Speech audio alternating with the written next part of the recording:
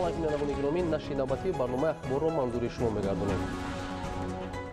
фармони президенти ҷумҳурии тоҷикистон дар бораи ба эҳтиёт рухсат додани хизматчиёни ҳарбие ки муҳлати муқарраргардаи хизмати ҳарбиро адо намуданд ва даъвати навбатии шаҳрвандони солҳои таваллуди 1994-2003 ҷумҳурии тоҷикистон ба хизмати ҳарбӣ.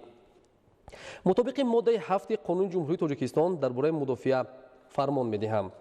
хизматчиёни ҳарбие ки муҳлати муқарраргардаи хизмати ҳарбиро адо намуданд моҳҳои апрел-майи соли 2021 аз сафи қувваҳои мусаллаҳи ҷумҳурии тоҷикистон, қошонҳои сарҳадии кумитаи давлатии амнияти миллии ҷумҳурии тоҷикистон, гвардияи миллии ҷумҳурии тоҷикистон, қошонҳои дохилии вазорати корҳои дохилии ҷумҳурии тоҷикистон, қошонҳои мудофиаи граждании кумитаи ҳолатҳои фавқулода ва мудофиаи гражданӣ назди ҳукумати ҷумҳурии тоҷикистон, бригадаи постбоникунандаи раёсати иҷрои ҷазои ҷиноятии вазорати адлияи ҷумҳурии тоҷикистон, батальони кишоварзии агентии таъминоти амволи махсуси назди ҳукумати ҷумҳурии тоҷикистон ба эҳтиёт рухсат карда шаванд.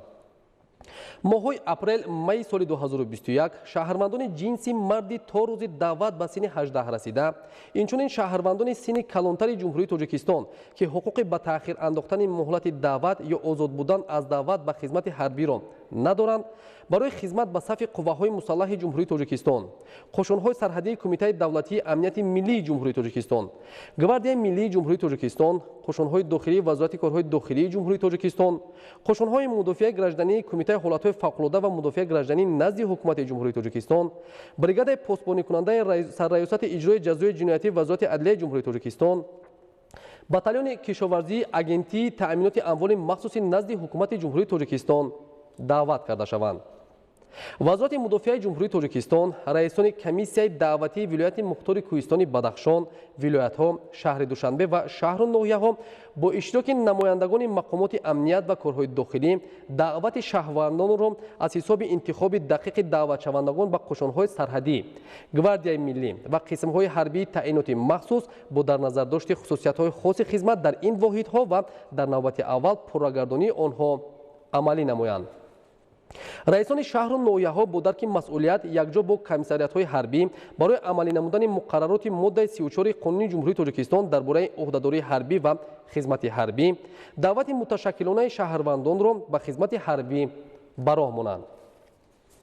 вазорати фарҳанги ҷумҳурии тоҷикистон, кумитаи кор бо ҷавонон ва варзиши назди ҳукумати ҷумҳурии тоҷикистон, кумитаи телевизион ва радиои назди ҳукумати ҷумҳурии тоҷикистон омодагӣ ва рафти даъвати шаҳрвандонро ба хизмати ҳарбӣ ба таври васеъ инъикос намуда, хизмати ҳарбиро дар қувваҳои мусаллаҳи ҷумҳурии тоҷикистон ҳамчун вазифаи муқаддаси ҳар як шаҳрванди ҷумҳурии тоҷикистон тарғиб намоянд. вазорати тандурустӣ ва ҳифзи иҷтимоии аҳолии ҷумҳурии тоҷикистон барои муоинаи назорати тиббии даъватшавандагоне ки аз ҷониби комиссияи даъватии вилояти мухтори кӯҳистони Бадахшон, вилоятҳо, шаҳри Душанбе, шаҳр ва ноҳияҳо даъват шуданд, табибону мутахассисони бо таҷрибаро сафарбар намоянд. президенти ҷумҳурии тоҷикистон Эмомалӣ Раҳмон, шаҳри Душанбе, 10 марти соли 2021. имрӯз асосидори сулҳу ваҳдати миллӣ пешвои миллат президенти ҷумҳурии тоҷикистон муҳтарам Эмомалӣ Раҳмон як қатор кадрҳоеро ки дар мақомоти роҳбарикунандаи сохторҳои вазорати корҳои дохилӣ, қошонҳои сарҳадии кумитаи давлатии амнияти миллӣ ва кумитаи ҳолатҳои фавқулода ва мудофиаи гражданӣ назди ҳукумати ҷумҳурии тоҷикистон ба вазифаҳои масъулу роҳбарикунанда таъин гардиданд барои суҳбат ба ҳузур пазируфтанд. бо фармонҳои президенти ҷумҳурии тоҷикистон Ахмедов Асомуддин аз вазифаи муовини фармондеҳи қошонҳои сарҳадии кумитаи давлатии амнияти миллии ҷумҳурии тоҷикистон оид ба ақибгоҳ озод гардида, Саодатзода Раҷаб ба ин вазифа таъин карда шуд. дар асоси қарорҳои ҳукумати ҷумҳурии тоҷикистон муовини якум ва муовинони раиси кумитаи ҳолатҳои фавқулода ва мудофиаи гражданӣ назди ҳукумати ҷумҳурии тоҷикистон аз вазифа озод гардида, кадрҳои ҷавону дорои қобилияту малакаи роҳбарӣ ба вазифаҳои муовини якум ва муовинони раиси кумитаи ҳолатҳои фавқулода ва мудофиаи гражданӣ таъин гардиданд. дар воҳидҳои сохторӣ ва ҷузъу томҳои қошонҳои сарҳадии кумитаи давлатии амнияти миллӣ низ тағйироти кадрӣ сурат гирифтанд. сардорони раёсатҳо, қисмҳои низомӣ, гузаргоҳҳои сарҳадӣ ва ҷузъу томҳои он дар шаҳру ноҳияҳои мамлакат аз ҳисоби мутахассисони дорои ду ва ё зиёда маълумоти тахассусии муассисаҳои олии мамлакат ва хориҷи кишвар таъин карда шуданд. мутобиқи моддаи 9 қонуни ҷумҳурии тоҷикистон дар бораи милитсия, сардорони шӯъбаҳои вазорати корҳои дохилӣ дар як қатор шаҳру навоҳии мамлакат аз вазифа озод гардида, дар баъзе аз раёсату шӯъбаҳои дастгоҳи марказии вазорати корҳои дохилӣ низ тағйироти кадрӣ сурат гирифтанд.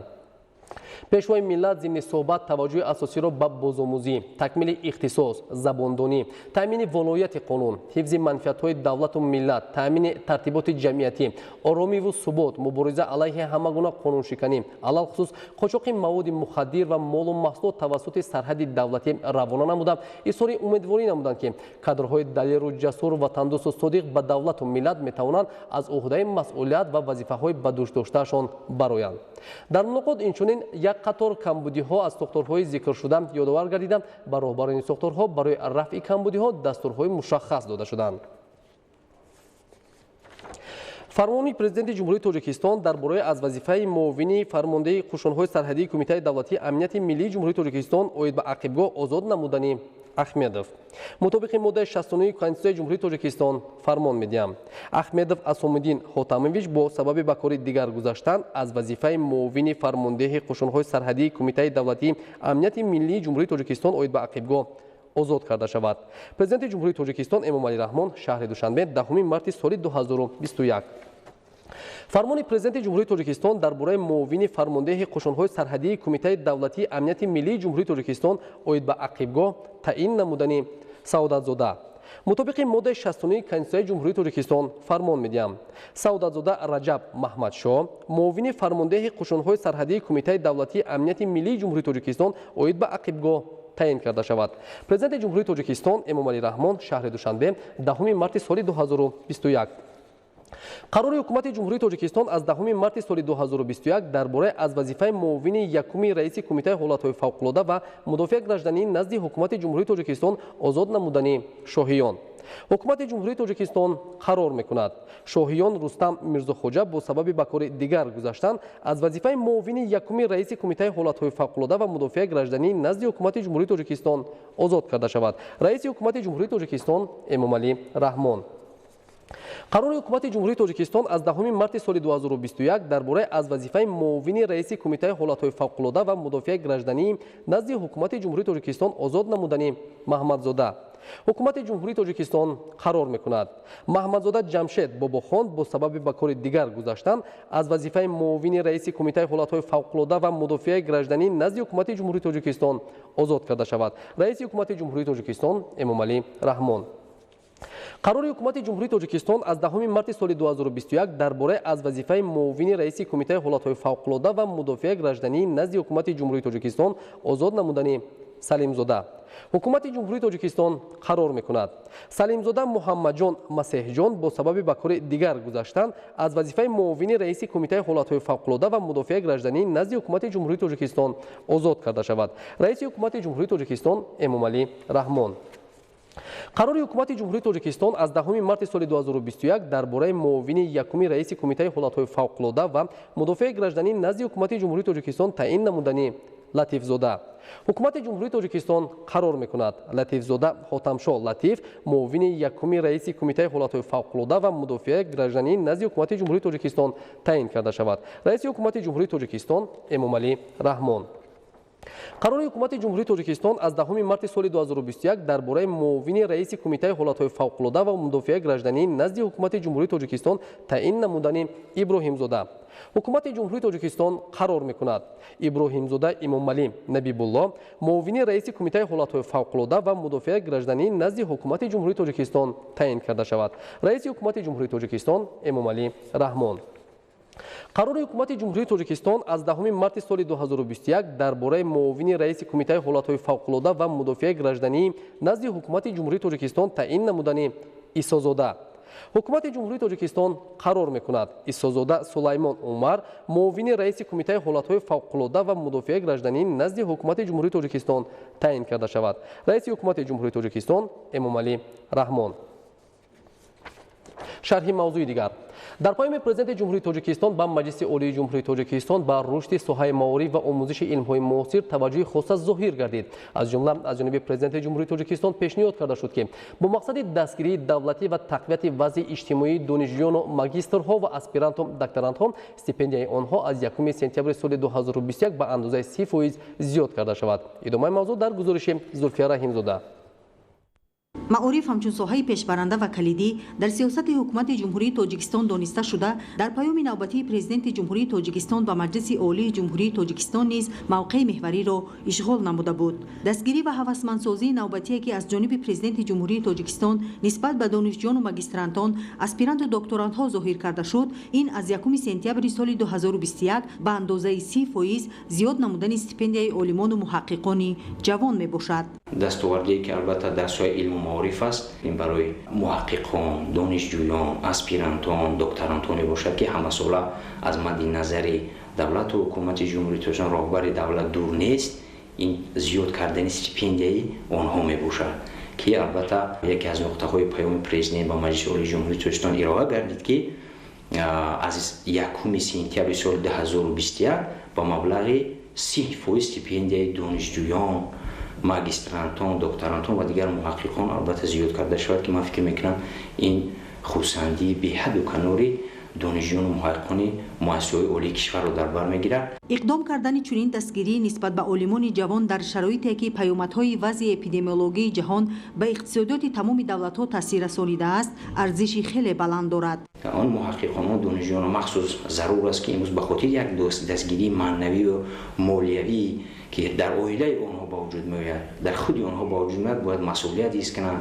албатта он донишҷӯёне ки дар шаклҳои буҷавӣ таҳсил мекунанд, тавониста бошанд ки ба боҳои хубу аъло таҳсил кунанд ва сазовори анҳамин стипендие ки воқеан назаррас аст ва як кӯмаки моддию маънавӣ ба онҳо, ба оилаи онҳо расонида мешавад, бояд мусоидат кунанда бошанд ва албатта аз ин бояд ки бохабар бошанд, кӯшиш ба харҷ диҳанд. ҳамчунин дар паёми навбатии президенти ҷумҳурии тоҷикистон ба мақомоти олии қонунгузор зарур дониста шуд ки ба хотири боз ҳам бештар ба омӯзиши илмҳои дақиқ, риёзӣ ва табиӣ, ҷалб кардани наврасону ҷавонон, олимону муҳаққиқон ва устодону омӯзгорон ҳамасола дар мамлакат озмуни ҷумҳуриявӣ зери унвони илм, фуруғи маърифат гузаронида шавад. сабаби эълон намудани озмуни илмӣ дар он буд ки албатта давлату ҳукумати ҷумҳурии тоҷикистон дар озмунҳои қаблӣ ба хулосӣ омаданд ки воқеан мо бояд дастовардҳои назаррас ноил гардем. ҳадафи дастгирӣ ва ҳавасмандсозиҳои мазкур аз он иборат аст ки механизми рушди устувори низоми маориф фароҳам оварда шавад,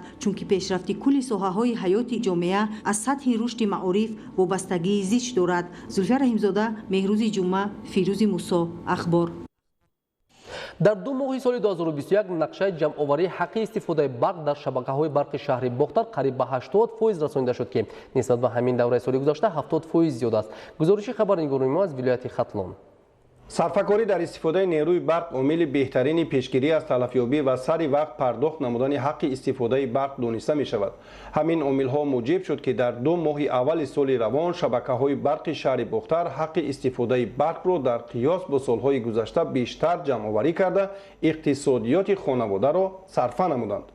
нишондодҳои кории шабакаҳои тақсимоти барқ дар шаҳри Бохтар аллакай 75% кори иҷрошудаи киловатте ки мо қабул намудаем, нерӯи барқро мо аллакай маблағи онро ҷамъоварӣ намуда пардохт намудем ва он мушкили камбудие ки дар рафти истифодабарӣ буд, он нишондодое ки дар соли қаблӣ ташвишовар буд, аллакай нишондодо хуб шуда истоданд ва боз ҳисобгиракҳои нави интеллектуалӣ ки дар ҳар як саргоҳои ҳисобӣ ва дар истгоҳои трансформатории муштариён мо насб намуда истодаем ки ин ҳам бошад шаффофияти истифодабарии нерӯи барқро нишон медиҳад ва он нерӯи барқе ки имрӯз ворид мегардад ба шабакаҳои тақсимоти барқ дар шаҳри Бохтар ҳисобу китоби дақиқи онлайнӣ дорад ки ин ҳам як пешравии кор аст дар ин аввали оғози соли нав. воқеан ҳам сокинони шаҳри Бохтар дар истифодаи сарфакоронаи нерӯи барқ ва сари вақт пардохт намудани ҳаққи барқи истифодашуда масъулияти хоси шаҳрвандӣ собит намуда дар минбаъда низ талош меварзанд дар баҳрабардорӣ аз истифодаи нерӯи барқ фарҳанги воло нишон диҳанд. нисбати 51 нафар муштариёни шаҳри Бохтар барои вайрон намудани қоидаҳои истифодабари қувваи барқ ва гармӣ мо санадҳо тартиб дода ба мақомоти прокуратура пешниҳод намудем. аз тарафи чанд соҳибкор ки ба қоида вайронкунӣ роҳ дода буданд, баъзе ҳолатҳое буд ки ғайримақсаднок нерӯи барқро истифода мебурданд ва дар маҷмӯъ аз тарафи прокуратураи вилояти Хатлон нисбати чанд ташкилоти корхона ба маблағи 1 миллион 940 ҳазор сомонӣ барои рӯёндан ба тарафи шабакаҳои тақсимоти барқ шаҳри бохтар ба фоидаи шабакаҳои тақсимоти шаҳри бохтар санадҳо ба суди иқтисодии вилояти хатлон пешниҳод гардиданд. дар ҳақиқат агар муштариён сари вақт ва пурра ҳаққи барқро пардохт намоянд, пешрафти истеҳсолот дар соҳа таъмин мегардад. шабакаҳои барқи шаҳри бохтар кӯшиш мекунанд ки ҳисобхонакҳои замонавӣ насб карда рейдҳои муштаракро миёни аҳолӣ роҳандозӣ намоянд. дар шаҳри левакан низ маданияти истифодабарӣ ва сарфакорӣ аз нерӯи барқ хуб мушоҳида гардид. ҳарчанд ҷамъоварии ҳаққи истифодаи барқ дар шабакаҳои барқи шаҳри левакан тибқи нишондод набошад ҳам дар қиёс бо ҳамин давраи соли гузашта бештар дониста мешавад. якчанд соли охир васлу насби ҳисобкунакҳои кортӣ дар шаҳри левакан ба он боис гардид ки аз талафёбии нерӯи барқ пешгирӣ карда шавад. акнун сокинони шаҳри левакан чун пурра намудани суратҳисоби телефонҳои мобилӣ имкон доранд ки киловати нерӯи барқро дар кортҳои худ пешпардохт намоянд. абдурозиқи азиз, убайдуллои қодир, вилояти хатлон, ахбор. дар шаҳри Кӯлоб бахшида ба 20 солаи омӯзиш ва рушди фанҳои табиатшиносӣ дақиқ ва риёзӣ дар соҳаи илму маориф дар мавзӯи роҳҳои баландбардоштани саводнокии иттилоотӣ коммуникатсионӣ дар пешраси таълим машварати омӯзишӣ доир гардид. Мавзӯъ дар гузориши Сайҷафари Маҳмадалӣ ва Хуршеди Нодирхон. дар чорабинии мазкур барои баланд бардоштани саводнокии иттилоотиву коммуникативӣ дар пешрафти таълим роҳ усулҳои боз ҳам беҳтар ташкил намудани машғулиятҳои технологияи информатсионӣ дар муассисаҳои таҳсилоти миёнаи умумӣ, олӣ ва миёнаи касбӣ аз ҷониби мутахассисони Маркази ҷумҳуриявии технологияи информатсионӣ ва коммуникатсияи Вазорати Маориф ва илми Ҷумҳурии Тоҷикистон оид ба омода кардани маводи электронии таълимӣ, шабакаҳои компютерӣ, намудҳо ва шаклҳои ташкили он, методҳои интерактивӣ дар дарс, сохтани барномаи корӣ, истифода аз функсияҳои математикӣ ва дигар мавзӯъҳои муҳими машварат ба ҳозирин маълумоти муфассал дода шуд. семинар машварат бо иштироки коршиносон ва мутахассисони муассисаҳои таҳсилоти миёна ва олии касбӣ ва ҳамзамон директорони марказ ва бахшҳои технологияи информатсӣ ва коммуникатсияи назди риёсат ва шуъбаҳои маорифи минтақаи Кӯлоби вилояти Хатлон ба нақша гирифта шудааст. мақсади асосии чорабинии имрӯза ин пеш аз ҳама баланд бардоштани сифати таҳсилот бо истифода аз технологияи нави муосири ҳозиразамон мебошад. дар доираи амалӣ гаштани барномаи давлатии компютеркунонии муассисаҳои таълимӣ тамоми мактабҳои кишвар бо компютерҳо таъмин гардидааст. ба андешаи мутахассисони ин дастгирии ҳукумати ҷумҳурии Тоҷикистон ва эълон шудани 20 солаи омӯзиш ва рушди фанҳои табиатшиносӣ дақиқ ва риёзӣ дар соҳаи илму маориф дар баробари беҳтар шудани сатҳу сифати таълим ба рушди тафаккури техникӣ низ мусоидат хоҳад кард. бо ин мақсад дар ин тадбир омӯзгорони фанни технологияи информатсионӣ мактабҳои таҳсилоти миёнаи умумӣ шаҳру ноҳияҳои минтақаи Кӯлоб низ ҷалб гардида аз роҳ усулҳои фаъоли таълим бархурдор гардиданд. дар доираи чорабиниҳо бахшида ба 20 солаи омӯзиш ва рушди фанҳои дақиқ табиӣ ва риёзӣ фикр мекунам якҷоя кардани омӯзгорои соҳа аз муассисаи таҳсилоти миёнаи умумӣ, олии касбӣ ва миёнаи касбӣ барои ҳалли мушкилоти ҷойшуда ин як идеяи бисёр хуб мебошад. дар машварати омӯзиши устодони донишгоҳи давлатии Кӯлоб, донишкадаи технология ва менеҷменти инноватсионӣ дар шаҳри Кӯлоб ва мудири кафедраи асосҳои информатика ва фанҳои табиию риёзии коллеҷи тиббии шаҳри Кӯлоб низ оид ба истифодаи забони барномарезӣ, сохтани хазинаи маълумот, истифодаи тахтаи электронӣ ва автоматикунонии муассисаҳои табобатӣ баромад карда ташкили чунин чорабиниҳо дар табодули таҷриба, омӯзиши роҳ усулҳои фаъоли таълим ва аз ҳама муҳим баландбардоштани сифати таълим дар мактабҳо ва омода кардани мутахассисон дар муассисаҳои таҳсилоти олӣ ва миёнаи касбӣ муфид арзёбӣ намуданд. бинандагони гиромӣ, бо дигар хабару гузоришҳо ҳамкорони мо шуморо дар нашрҳои баъдӣ ошно месозанд. Бо телевизиони Тоҷикистон бимонед.